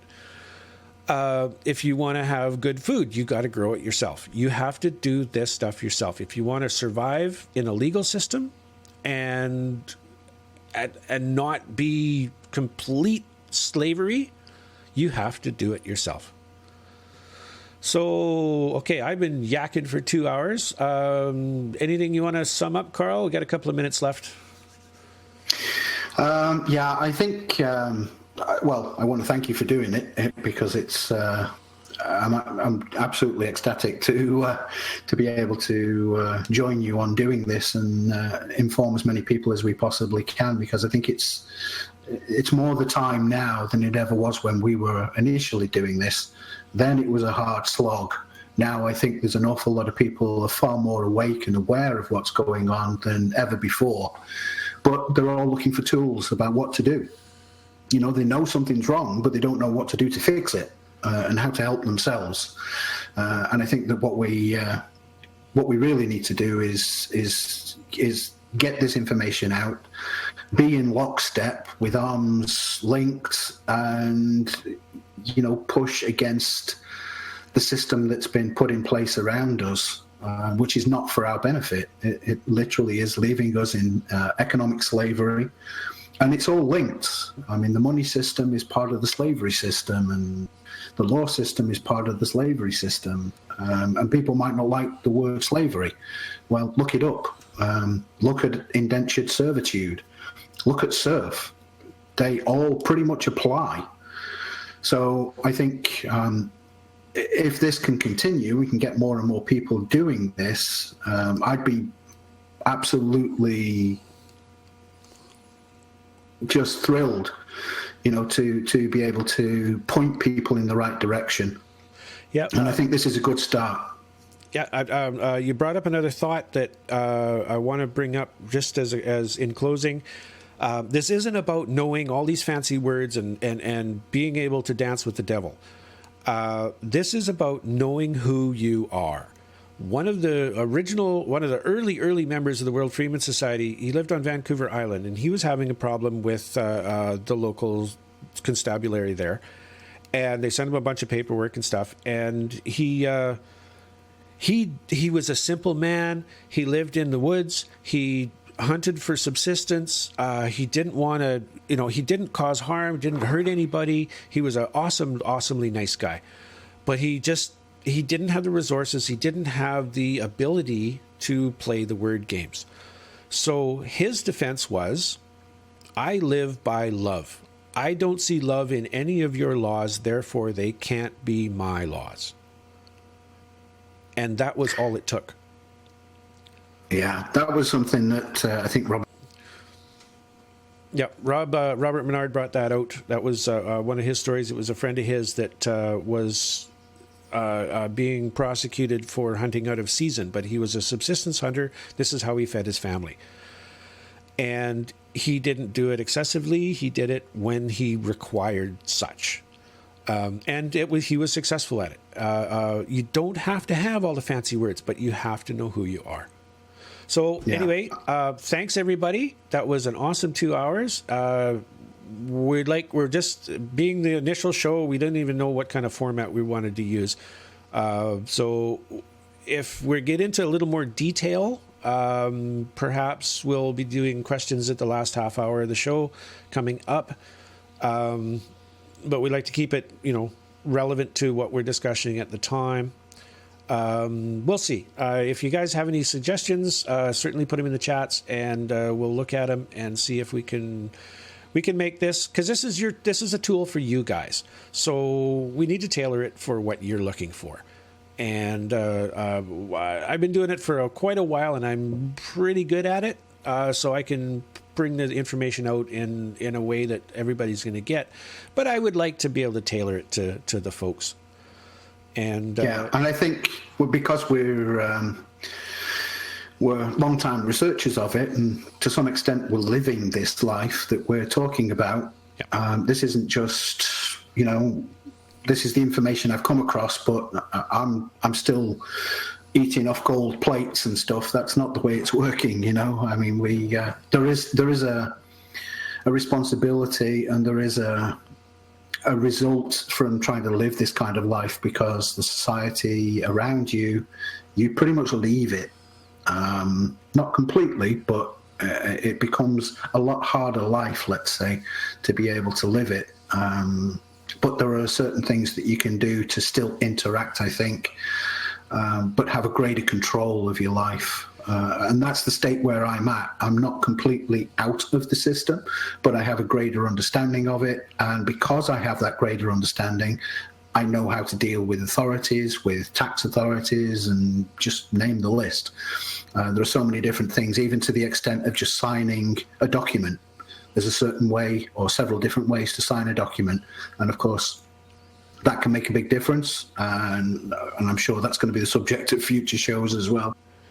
Yep. We'll get into that sort of stuff, and the benefits and the pitfalls, and what can go wrong, and where they can smack you, and where you get to smack them. And so anyway, thanks everybody. Back next week, same bat time, same bat channel, and hopefully we'll have a little better format for you. Maybe get into a little more detail. We'll see what happens. Thanks, guys. Have a great day. Yeah. Take care, everybody.